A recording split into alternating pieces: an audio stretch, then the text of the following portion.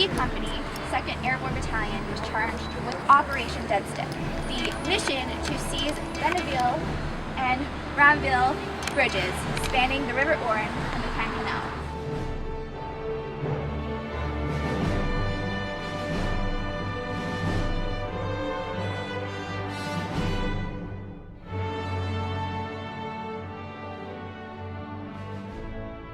The fog rolls in, and it's just, you literally can't see anything. Like, the bus is gone.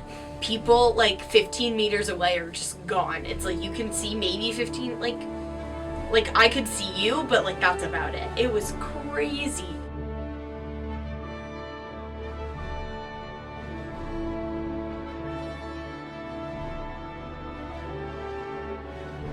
The Atlantic Wall is much more than a simple wall. It's a vast array of, fortifications along the coast of Norway down to the border with Spain and France. The entire garrison was here, roughly 30 to 50 German soldiers, who started shooting the paratroopers as they descended or captured them upon landing. It's just thinking about soldiers dropping in from the sky in this square, and all of them being not landing, all of them are being shot upon. It's just an awful sight, and yet we were standing there on this peaceful Sunday morning.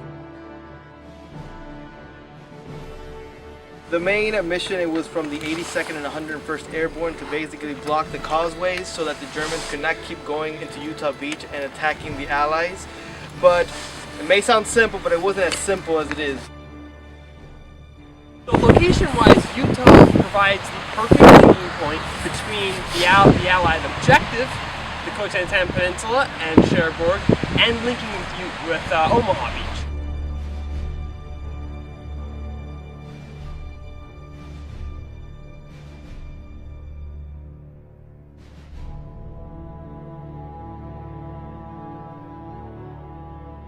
Out of the 225 that scaled the cliffs, only 90 were still able to fight, right? So that's a 60% casualty or death ratio. I couldn't get over how many craters there were just on that one little area, and to think that was all over the beaches, that was all over the French countryside, that's what the villages looked like in these cities that were bombed. Just seeing the harbor and just trying to imagine the ingenuity, the effort that must have gone into something like that was just incredible, and just seeing that in person was really moving.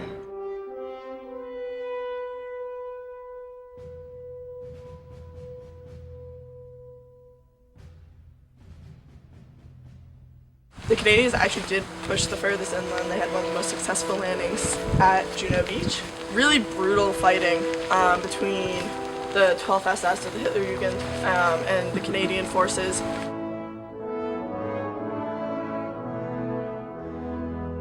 Hill 112, where we are right now, there are only 7,000 out of 16,000 troops left. Here we were on the side of a highway. We heard a briefing about the horrific events that took place on that highway. The highway became more than a highway. It became a place where, someone's life changed in an instant.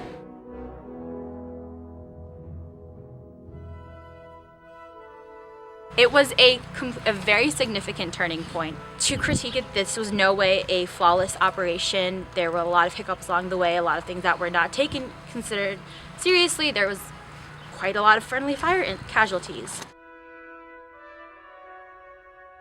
This is Lacombe, and it used to be a battlefield, and there used to be German and American soldiers buried here in adjacent fields. Getting to see the graves of so many, mainly men who died, and then seeing the German graves as well, all of the soldiers were sort of on the same boat.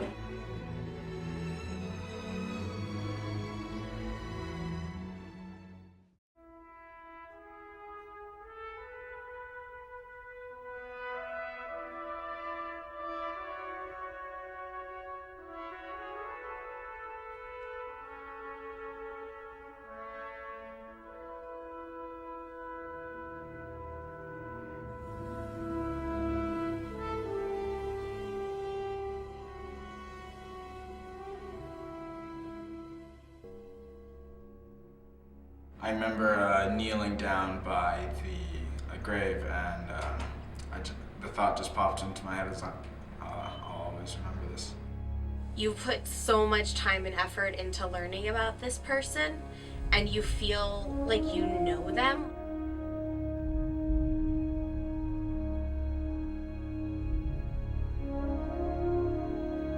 You're hearing all these amazing stories about these young men, but you know how the story ends, and that's the hardest part.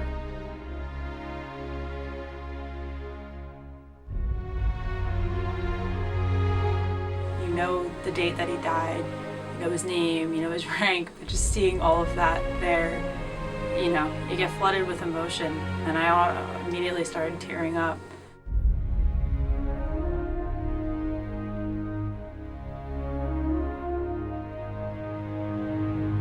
Seeing his grave and, you know, cleaning it with the sand and everything was pretty powerful.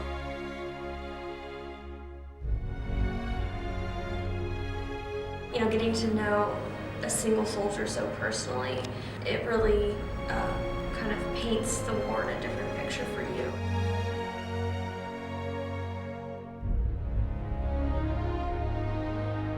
I've seen his grave in the picture before, so I thought to myself, I'll be fine when I see it. But when I saw it in person, for me, it's like, wow, all the research I've done is like, he's right there.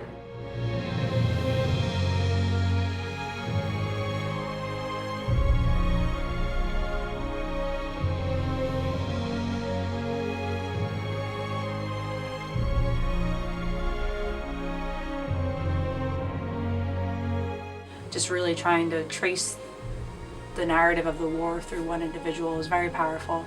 I can definitely say that this has been one of the most impactful classes I've ever taken before. You can read about it and see pictures, but seeing it in person was really impressive to me and really impactful. Yeah, it's really incredible just to think about what a special bond we're always going to have because of this class. We did some really great research together that's just wholly unique. I don't think you can really get it in any other kind of class. It was a really great group of people, very diverse set of people. We had a lot of fun, both, you know, climbing around the bunkers and running around by the Eiffel Tower in the middle of the night.